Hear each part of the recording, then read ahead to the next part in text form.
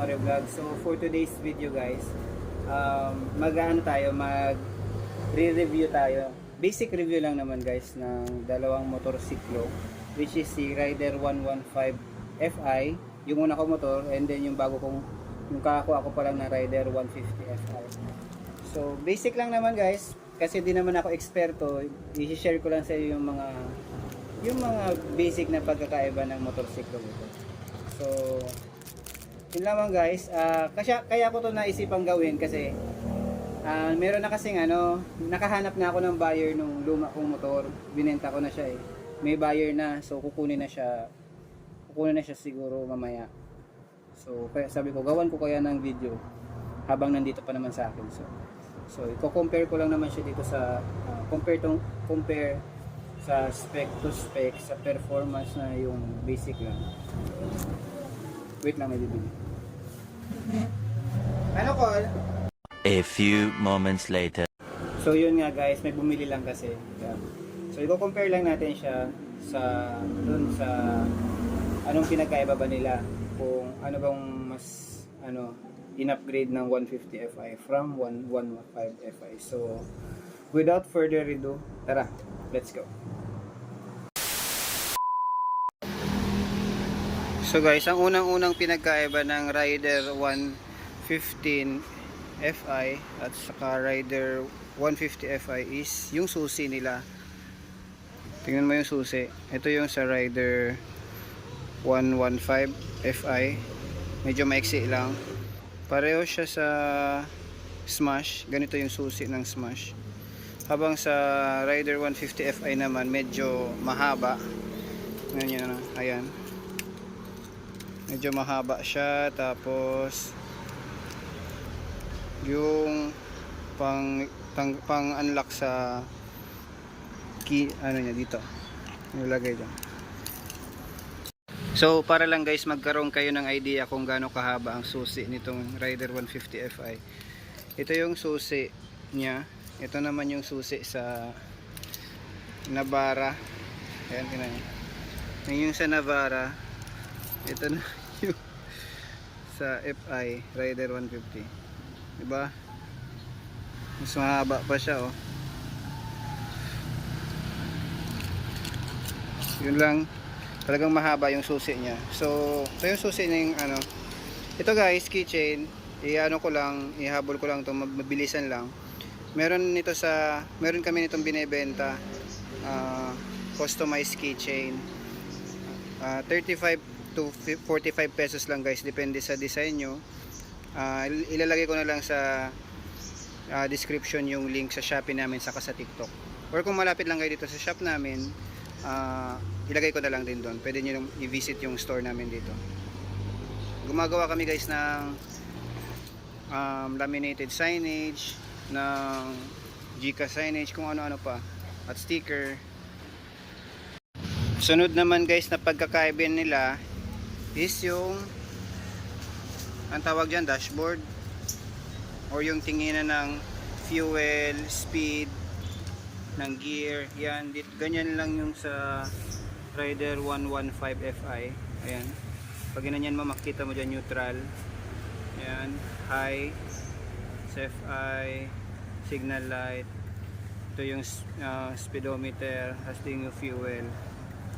Yung traditional lang, yung mga ganito lang, ganyan,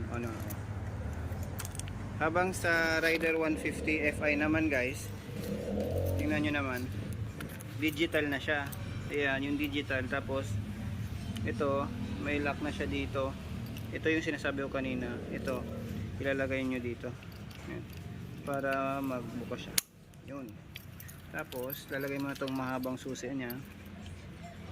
Mahaba pa ata to ng susi. Mahaba pa ata to sa susi ng kotse. Try natin. Ayan. Ayan mo. Yun. Ayan guys, so. Yung RPM. Ito yung speedometer. May clock na din siya, orasan. Tapos yung fuel indicator niya. Tapos yung natakbo niya na. Neutral. Yun lang naman yan dyan. Halos same lang naman, kinaganda lang ito kasi bago, digital na siya. So balik tayo sa motor guys.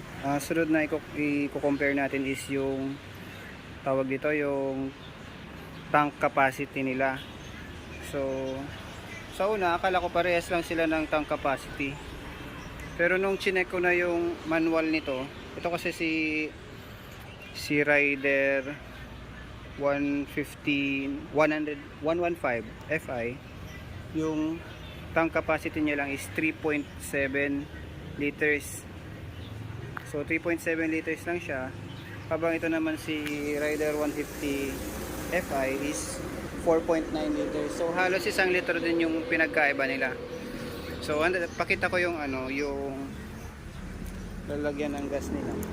Ito yung kay Rider 115 115. Ayan, medyo luma na kasi almost 5 years na din to sa akin. So medyo malaki itong niya, yung U-box niya malaki pa din. So ito 3.7 lang to, 3.7 liters to. Tapos kay sa Rider 150 Fi naman guys, ayan, ito yung susian.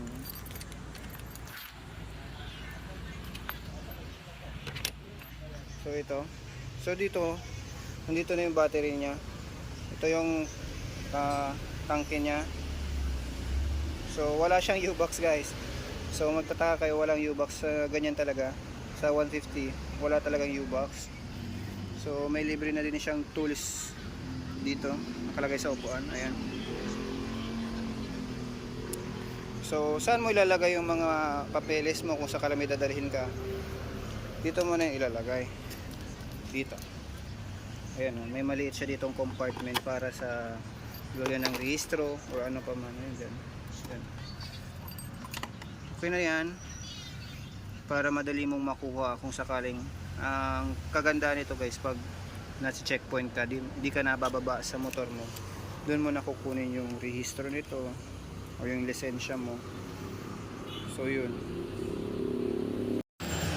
Sa fuel consumption naman guys, halos yung declared fuel consumption nito guys, halos para sa akin kasi parehas ko na sila na experience. Ito 5 years ko na tong gamit, si Rider 115 Fi.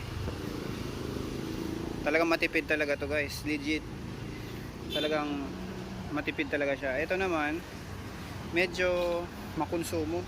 Ito si Rider, understood naman kasi malaki yung makina, pero yung declared fuel consumption kasi medyo malayo sa actual. Pero di ko lang alam, siguro dahil bago pa. Pero si Rider 115, itong una kong motor, ang declared fuel consumption niya is 50 km per liter. So maganda na yon, matipid na yun guys, 63 km per liter. So habang si 150 naman is 50 km per liter. 50 lang ha, halos 13 kilometers yung pinagkaiba nila, matitipid mo sa gas kung itong gagamitin mo. Pero kung sa iba-iba naman, depende kasi sa preference mo. Kino-compare ko lang siya kasi pares ko lang, gusto ko lang i-share yung experience ko sa kanila. So si Rider dito kasi madami na itong napuntahan. Kung familiar ka dito sa Bicol, na taga Naga City ako, Naga City.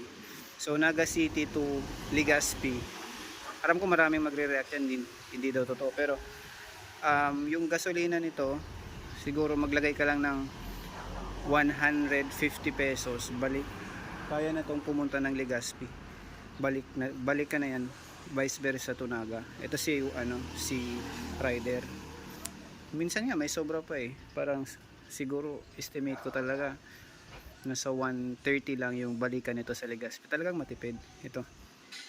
So ito naman si Fi, medyo makonsumo. Naninibago lang siguro, pero makonsumo talaga siya. Siguro ang per liter niya around 46 lang, 46 km. Siguro natin 40 to 46 km, depende sa pupuntahan mo. So yun. So kung sa sa fuel consumption talaga, kung talagang praktikalan, talagang solid to, talagang solid, matipid, solid na solid. Rider 115 Fi. Sa speed naman guys, alam naman natin na si Rider 115 Fi is may 4 speed stroke lang siya. Ayan, 4 stroke. Ayan. So, basic lang, dagdag, bawas. So, hindi ko pa to na-try sa top speed kasi hindi naman talaga, mabagal lang talaga ako magmanero ng motor. Nasagad ko lang to, ang pinakamabilis ko ditong takbo is 80 to 90. Ganun lang. 80 to 90. Ganun. Tapos dito naman, nung una bago nga ako dito kasi 6 speed na nga, 6 speed, tapos iba pa yung ano nito, iba pa yung pag control ng gear nito. May clutch na siya, ayan, yung pang pinagkaiba niya, may clutch.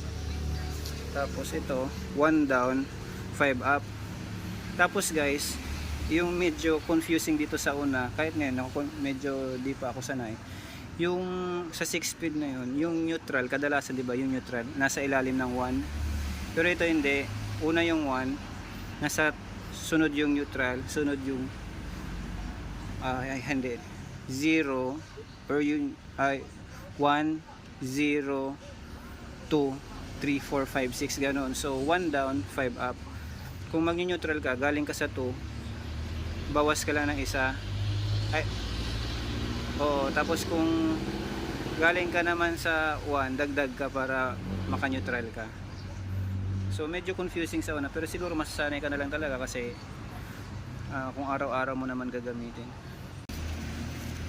Alam naman natin dito kay Rider 115, naka ano lang siya, naka disc brake naman siya sa unahan. Pero si Rider 150 Fi, pareha siya naka disc brake unahan at likuran. So pakita ko sa inyo yung likuran.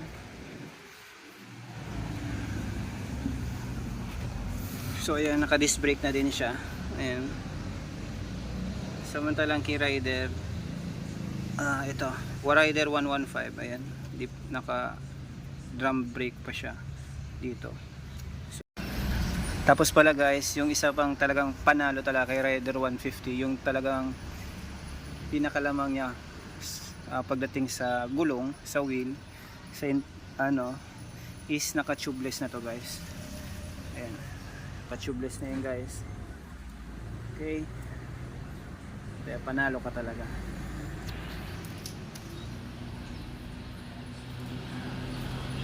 Sa pa guys, ito sa pinagkaiba pa nila is dito kay Rider 115 Fi, naka dalawang shock pa yung nasa likod niya. Ayan, dalawang shock. Samantalang kay Rider 150, mono shock na siya guys. Ayan guys, mono shock na siya. Kita niyo. Dog, umalis ka dyan dog, papaslangin kita dog.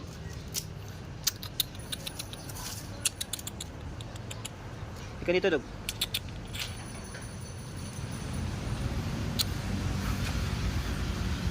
Ayan yung aso namin. Mabait yan guys. Namimigay yan ng pagkain. Sa apaka naman ng motor guys, ayan, yung sa Rider 115 ko, ganyan pa goma, which is mas comfortable siya sa paa. So maganda yan. Habang kay Rider 150 naman guys is naka metal na siya guys. Ayan, parehas na yung sa back ride at sa driver.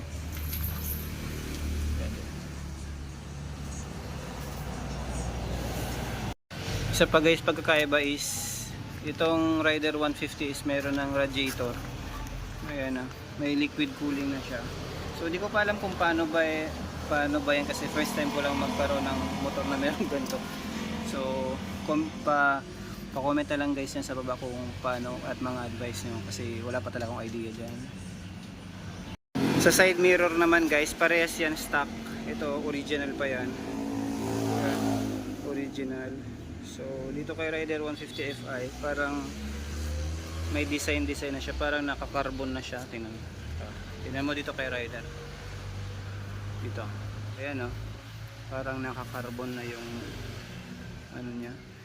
Carbon design na yung side mirror niya. Isa pang napansin ko guys sa tunog ng makina ng ano, itong Rider 115 Fi, ano siya, tahimik talaga. Halos nga pag dumaan to hindi mo maririnig eh. Parang e-bike lang eh, pero malakas lang siya ng konti sa e-bike, pero tahimik talaga siya. Samantalang ito si Rider 115 Fi ay 150 Fi, I mean yung tunog ng engine niya is parang helicopter. Parang lilipad ka. Pa ko sa inyo, parinig ko sa inyo.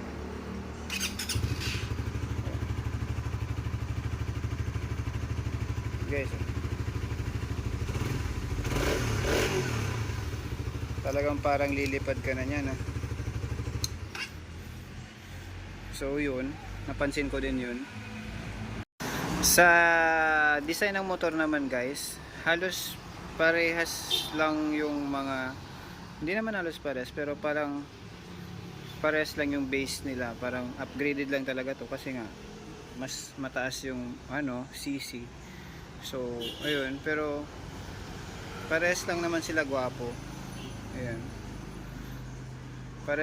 Para sa akin parehas maganda yung design, para parehas walang sayang. Guys, ito sa Rider 150 is naka LED na pala siya guys. Ayan. Kaya talagang malakas yung ilaw nito guys. Solid. Ayan. Maganda na to. So, yun lang siguro muna guys para sa simple comparison ng Rider 115 Fi at ng Rider 150 Fi. So, ride safe mga idol.